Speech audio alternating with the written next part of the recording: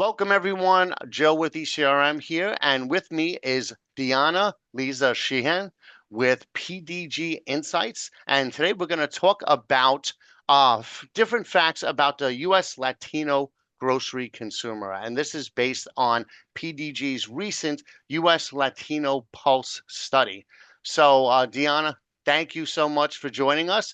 And let's jump right into it. Give us an overview of some of the findings that you had in that study. Yep. Thank you so much, Joe. We launched at PDG Insights, the US Latino Pulse Study, in part because I firmly believe that there's a tremendous opportunity for brands and for retailers to really target Latino consumers in new ways and drive their business. And a lot of that is because US Latinos really are a driving force in the growth of both the US population, right? There's already 65 million of us. We are growing faster than any other group.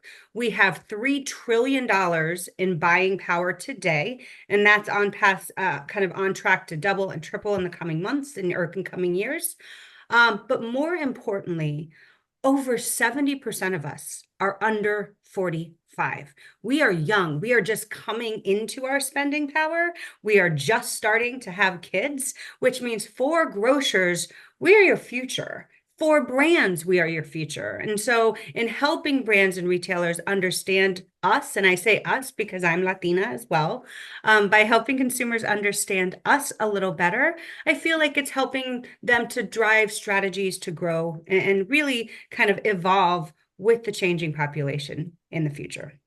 Gotcha. Lots of opportunities there. And I myself, my grandmother is from Puerto Rico, so I've have a lot of experience with my family, and my neighborhood in Astoria, Queens. There's a lot of Latino consumers and retailers that have actually adapted to that market in some really cool ways. So, what are some of the findings? Well, so one of the first things that we found is in a lot of different places, Latinos are similar to the general population, but not exactly the same. And so one of the most interesting things that we saw in kind of just starting and understanding how people shop, right, is when you look at the US Latino population, we're shopping at the same stores as the average American. But we tend to be much stronger at retailers like Target and like Walmart. What's fascinating, though, is the value that we put on authentic, independent Latino retailers. So with the Puerto Rican from kind of the New York area, those bodegas, right? For me, who grew up in South Texas, while HEB candidly, I would argue, could actually be qualified as an independent retailer that it focuses on Latinos. Obviously, they're more of that broader, they have that regional appeal. But when you look at Fiesta Mart in kind of the Texas area, candidly, if you look at what HEB is doing with Mi Tienda banner and kind of going out, those types of retailers matter. And more than 1 in 4 Latino consumers are proactively shopping and looking for those retailers in their local markets. What's more interesting is that we actually asked if Latinos had access to these types of retailers at a closer proximity, because at the end of the day, where we shop is driven by where we live and how easy it is to get to. What we found is that more than 70% of Latino consumers said they would be more likely to choose a Hispanic independent grocer over a national player if it was closer to where they live. Now, the reason that matters is it matters for retailers because you don't have to actually be a Hispanic independent retailer. Look at how successful HEB is in Texas, right? They're not just targeting Latinos, but they know how to offer something to Latino consumers that feels authentic and that feels connected to their cultural identity. If you look at Publix, they do similar things in the Florida area. And you've got a number of larger regional players in the West and in Arizona and California and Nevada that do a good job really targeting Latino consumers while targeting others. for retailers being able to understand how to bridge the gap between authentic Latino-focused experiences while also catering to a general population consumer is actually not that hard, but could drive significant revenue and drive significant consumer loyalty if retailers get it right. On the brand side, they're going to these retailers to get brands that matter, that they recognize, that tie to their culture, that they grew up with. Getting assortment right in stores, and that's actually something we did see with Latino consumers. When we asked them why they chose where they shopped most, they said price and location, which is consistent with what everybody says, right? At the end of the day, you're not choosing to go to the most expensive grocer that's 20 miles away as a priority. You're going to a grocer that it fits within your budget and is close to where you live. But when you started to see separation in what really distinguished grocers, we saw that wide assortment, having products that actually were specialty products or organic products was really important to Latino consumers, significantly more so than Gen Pop.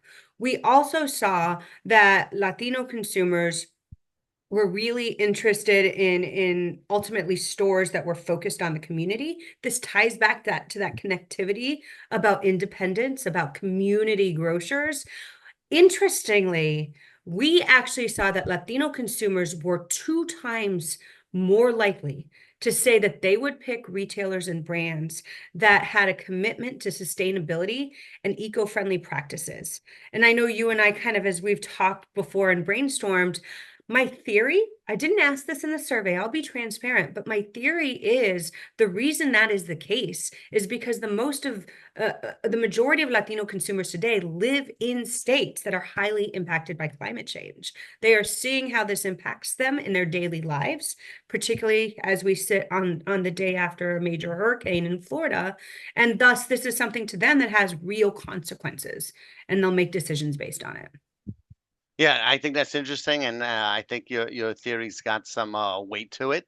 And over here myself, I see that combination of the authenticity and the localness of the retailer. So you have a lot of like in Jackson Heights, which is maybe a couple miles away, very ethnic, very heavy Latino population, and you could see even the chains that are there, they cater to that market in their assortments. But then you have some other retailers that even go a step further than that. There's one called Food Bazaar. I think they have maybe 15 to 20 stores throughout New York, and every neighborhood, these are massive stores, and every neighborhood that they're in, their assortment is different, tailored to the makeup of the local demographics. So, for instance, the one by me on Northern Boulevard here, it has it actually in its center store, it has aisles by country. And if you're in the middle of that aisle, you would swear that you were in that country, just from the reflection of the brands.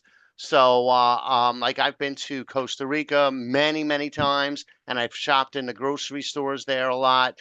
And when you're in that section for either Central America, I think it's Central America. I forget how granular they get. They do get pretty granular, but I'm seeing the same brands that I would Yeah. see in Mas Menos in Costa Rica.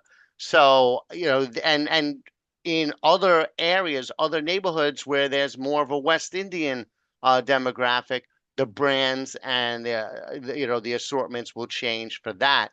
So they do a really good job of that, and so I'm seeing that mix over here that reflects what you found in the studies. And what that retailer is doing, what Food Bazaar is really doing, while it might take a lot of work for them to do that, they are showing their customers that they care about them. They are Mhm. showing their customers that they respect their culture.